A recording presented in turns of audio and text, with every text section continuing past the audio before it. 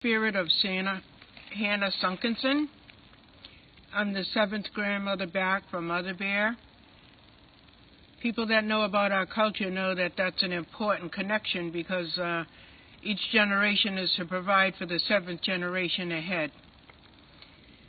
And being spirits, we can come into any of our descendants as long as they honor us, and Mother Bear honors me, so I'm more than willing to help her out any time. And it's not because she has a weak mind like some of her cousins will tell you. And a lot of your ancestors are willing to come in and help you if you invite them in, and as long as you honor them.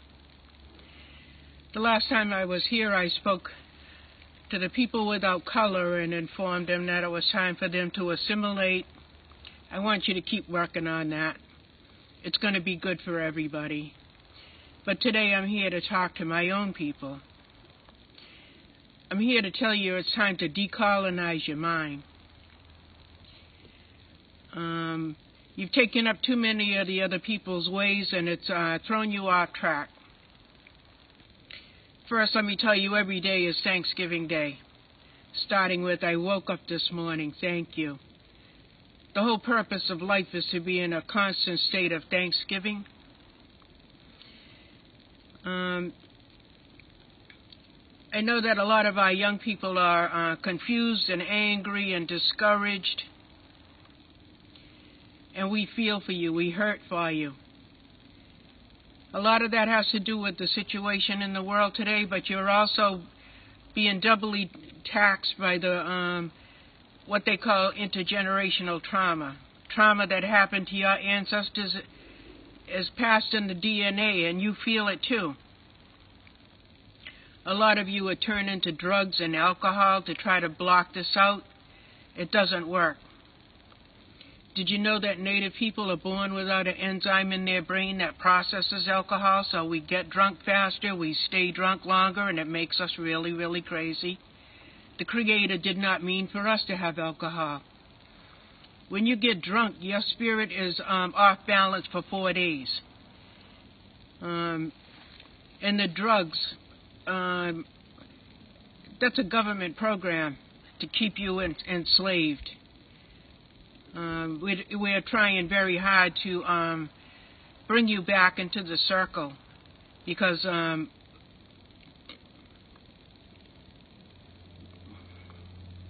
when we lose so many of you,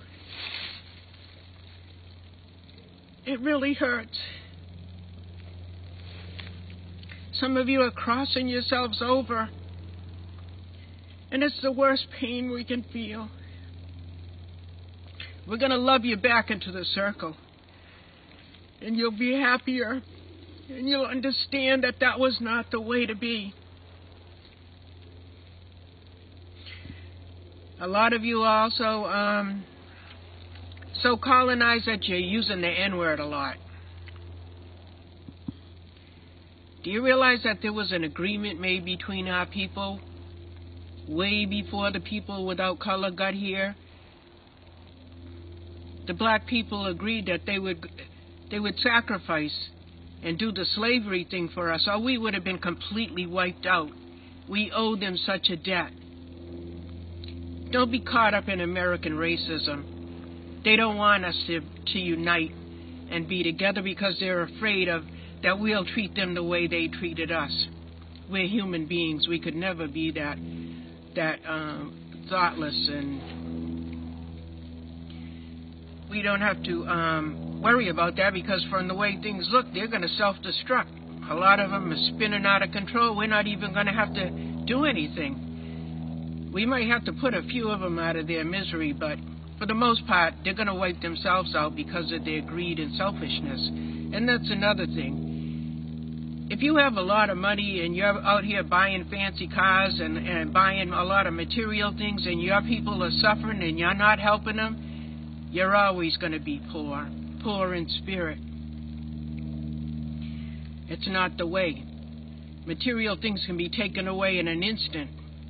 And if that's what your whole life is about, then what is your life worth then? Another way I see a lot of our people colonized is this homophobia thing. Two-spirit people is what we call them. In America, they're called gay people, or as some of the legendary children like to be called, enchanted. But to us, two-spirit people were held in high esteem because they had the spirit of both men and women. Our philosophy is, as long as you ain't hurting nobody, you just live your life. And that goes for you heterosexuals, too. I don't like to see our people confused and mixed up and not knowing which way to turn. But when you're confused, it's because your mind and your spirit knows that you're not doing the right thing. And you're never going to be happy like that.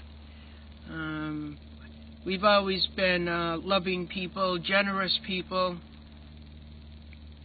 And that's the way the Creator meant us to be. I know a lot of our people are Christians. We've always been brought up to have respect for the Christians because that's how our particular tribe survived the colonial wars, because they had what they called the pray or die policy on us. That meant if you didn't become a Christian, you would get wiped out. Our tribe said, okay, we'll be Christians. We went to their church, but we still did traditional things in the woods where they couldn't see it. And over the years, some of us have come to question some of the Christian ways. And I just have a question for some of our Christian tribal members. If God knows everything and doesn't make any mistakes, there's a reason why God put the different colors of humans where He wanted them. And if He's going to send His Son back to check on how things are going, what's going to happen when those people are not where they're supposed to be? Just something to think about. So my main message today is decolonize your mind and think about what you're doing. As long as you ain't doing nothing wrong, then you don't have to worry about what other people are doing. I'm sure you got some business of your own to mind. Have a happy day.